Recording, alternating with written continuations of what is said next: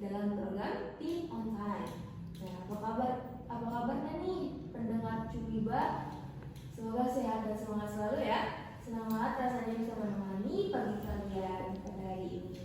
Nah, selama 5 menit ke depan kita bakal menemani kalian. Baik yang lagi 5L, apa tuh 5L? Lemah, letih, loyo, lesu, love you, atau yang lagi happy-happy aja. Jangan lupa kalian juga bisa request lagu favorit kalian ya. Bisa via WA, Instagram, atau Facebook. Teen Tune Radio. Pada pagi hari ini kita mengetahui seru dan penting tentang generasi penerus bangsa. Yuk pada pendengar Cubiba, siapkan kopi atau cemilan kalian karena diskusinya bakal menarik banget loh. Nah, di segmen pertama ini kita bakal bahas masalah kebutuhan nutrisi pada wanita usia subur.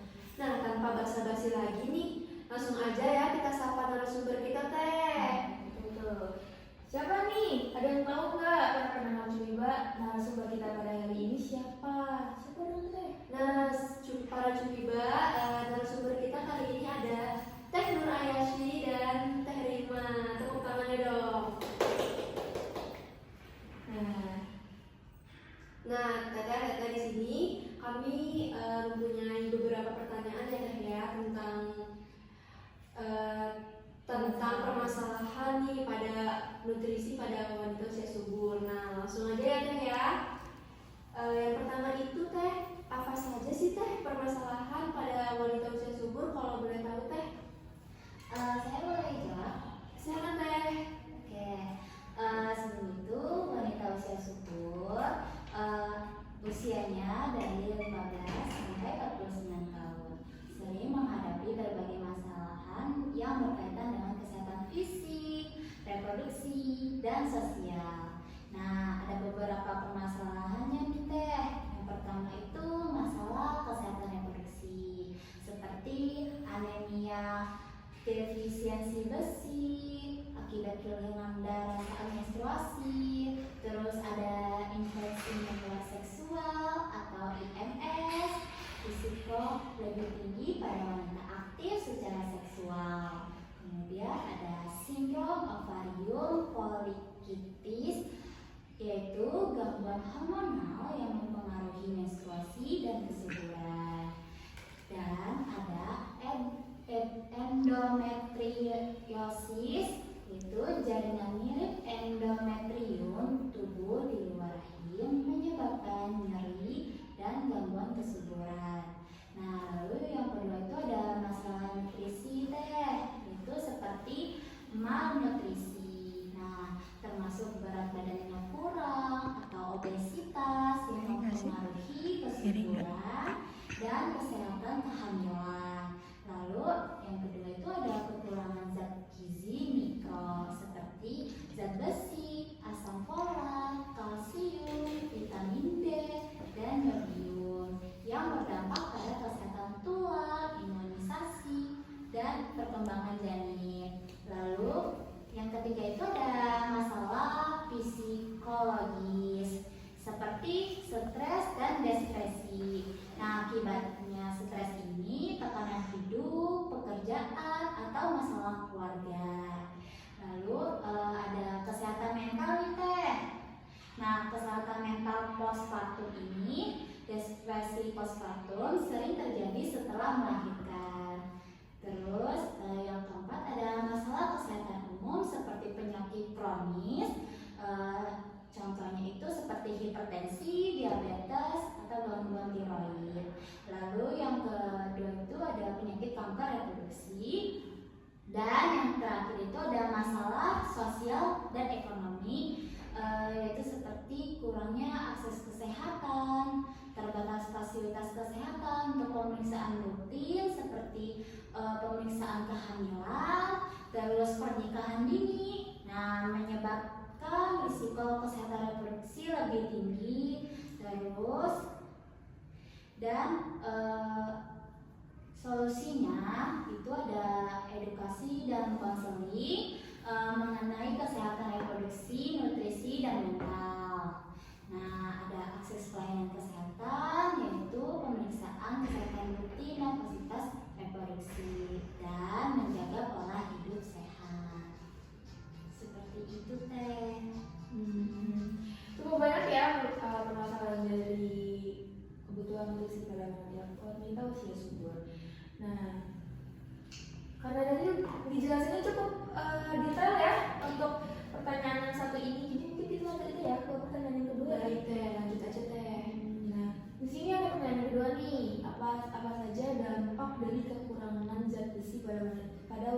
usia subur.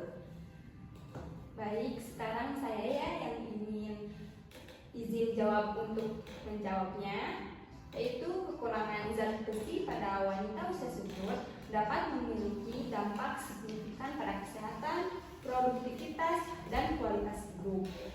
Nah, beberapa dampaknya itu ada dampak terhadap fisik, anemia defisiensi besi, yaitu kekurangan zat besi mengurangi produksi hemoglobin, menyebabkan anemia. Gejalanya itu kelelahan berlebihan, lemah, lesu, dan pusing. Kemudian sesak napas saat beraktivitas ringan. Lalu kulit pucat dan kuku rapuh. Nah, gangguan imunitasnya yaitu kekurangan zat besi menurunkan kemampuan tubuh melawan infeksi, meningkatkan resiko penyakit. Nah, yang kedua itu ada dampak pada reproduksi. Gangguan menstruasi. Nah, gangguan menstruasi ini kehilangan darah selama menstruasi memperburuk defisiensi zat besi yang dapat menyebabkan siklus menstruasi tidak teratur. Kemudian resiko komplikasi pada kehamilan. Anemia saat hamil meningkatkan resiko kehamilan prematur, berat badan lahir rendah, dan perdarahan postpartum. Kemudian kekurangan zat besi juga dapat menghambat perkembangan janin termasuk gangguan kognitif. Nah, yang ketiga ada dampak pada produktivitas. Penurunan konsentrasi dan fokus. Nah, zat besi berperan dalam mengangkutan oksigen ke otak sehingga kekurangannya mempengaruhi fungsi kognitif. Nah, kelelahan kronis. Kelelahan kronis mengurangi kemampuan untuk bekerja, beraktivitas, atau menjalankan tugas sehari-hari. Nah, selanjutnya itu ada dampak pada psikologis, ada mood dan stres. Kekurangan zat besi dapat menyebabkan depresi, iritabilitas, dan penurunan kualitas tidur. Kemudian ada gangguan kognitif termasuk kesulitan memori, perhatian, dan pengambilan keputusan.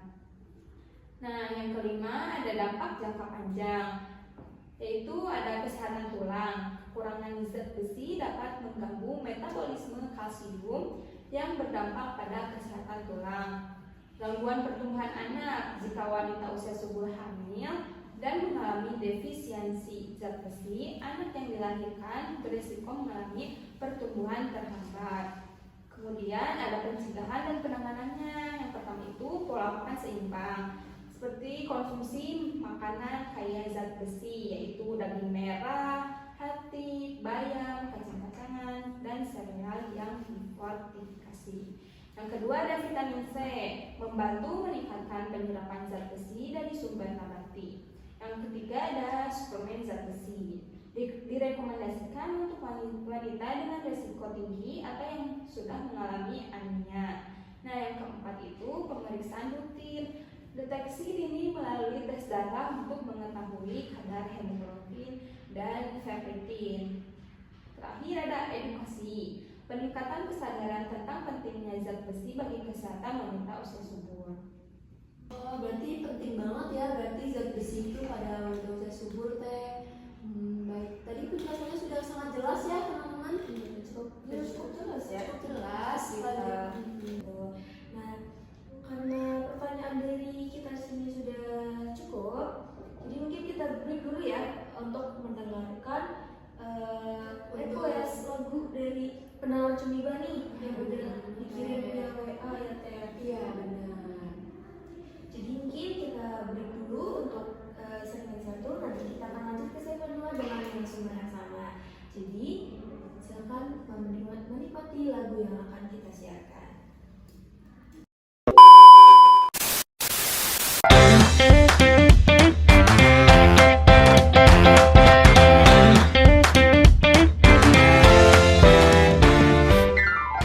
Oke, kembali lagi kita ke ngobrol bareng Cumiba. Nah, Cumiba Lovers, gimana nih lagu yang udah kita siarkan ke kalian? Apakah lagunya mewakili situasi kalian pada hari ini? Mewakili banget teh. Lagunya cukup menarik ya, dan cukup seru, dan bahkan lagu ini lebih apa ya, viral ya Teh? Viral media sosial gitu.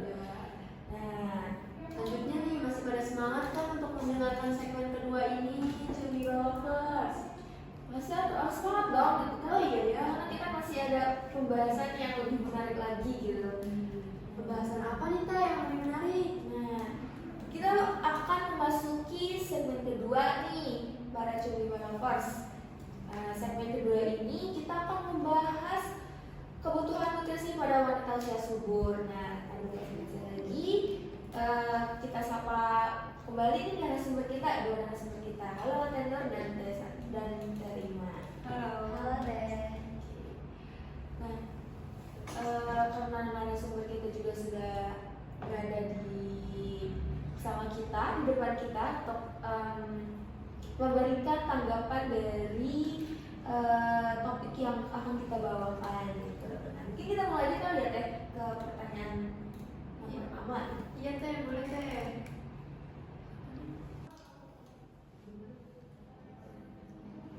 Baik Teh, selanjutnya langsung aja ya Teh pertanyaan yang pertama ini. Nah, yaitu apa saja sih Teh nih nutrisi yang dibutuhkan nih pada wanita usia subur? Coba dong Teh, tolong jelaskan kepada kita semua.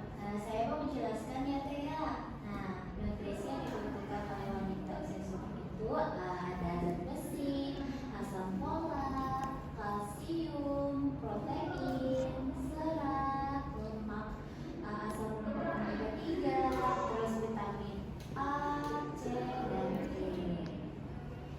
Gimana Teh? Cukup banyak ya Teh kebutuhan nutrisi. Nah, kalau misalnya mau tahu nih ya, untuk di bagian ini ada kebutuhan protein yang untuk nutrisi gitu. Karena protein ini juga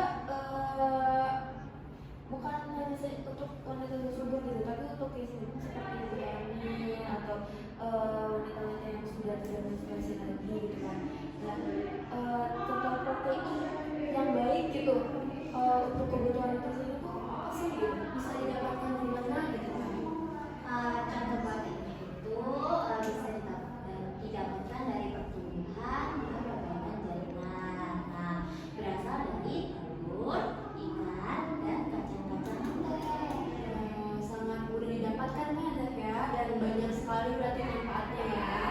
Nah, selanjutnya kita lanjut aja ya Teh ke pertanyaan kedua. Andin ya, Kedua guys. nih, yaitu Pertanyaan kedua mungkin di sini apa dampak dari kekurangan zat besi? Oh salah, maaf. Pertanyaan kedua ini bagaimana pola makan yang baik untuk memenuhi kebutuhan nutrisi pada wanita usia subur?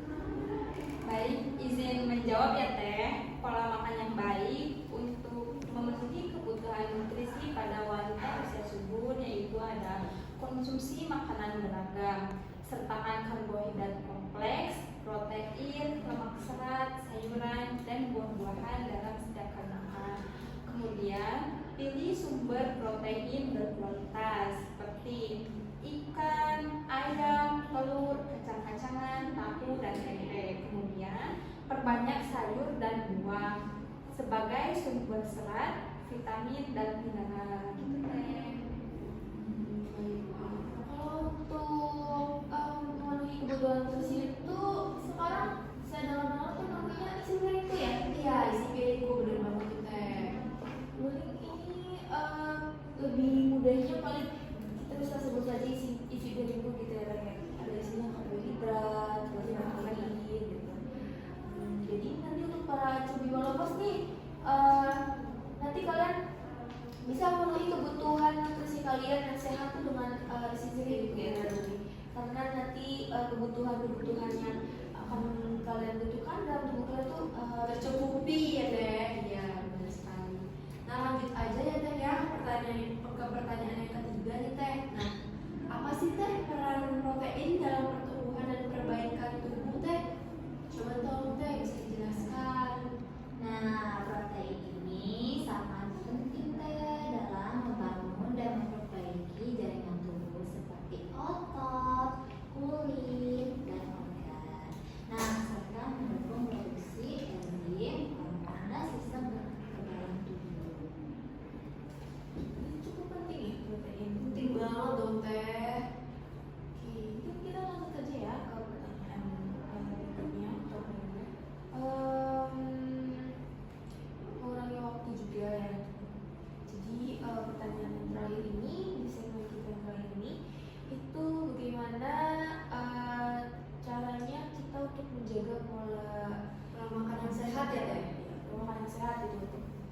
subur. Nah, baik, cara menjaga untuk pola makan yang sehat itu ada konsumsi makanan seimbang. Seperti yang tadi ya, di dalam isi piringku itu ada karbohidrat, protein, lemak, sehat, sayur, dan juga buah. Kemudian, hindari makanan olahan dan tinggi gula atau garam. Nah, kemudian perbanyak air putih dan juga makan dalam porsi yang tepat dan teratur. Jangan berlebihan gitu ya, Teh. Baik, gimana nih Cumiba Lovers? Sudah pada paham belum nih? Yang tadi udah Teteh jelaskan ya Teh ya dari segmen pertama. Harusnya sih paham ya Teh, karena menurut saya penjelasan dari narasumber kita ini cukup detail, cukup Rinci ya, Teh, ya? gitu. Jadi mungkin bisa dipahami untuk para pendengar Cumiba Lovers ini. Dan semoga bermanfaat ya bagi Cumiba Lovers. Jangan lupa juga untuk jaga kesehatan. Betul sekali. Nah, mungkin karena sesi kita udah berakhir ada banget ya. Ya, nggak kerasa ya Teh Kerasa ya. banget nih. Jadi kayak, oke, mungkin kita tutup aja kali ya. Kayak, wah, kerasa banget nih. Kita udah sampai di penghujung acara podcast Tetun Radio hari ini gitu. Jadi saya mengucapkan banyak terima kasih nih untuk para Cumiba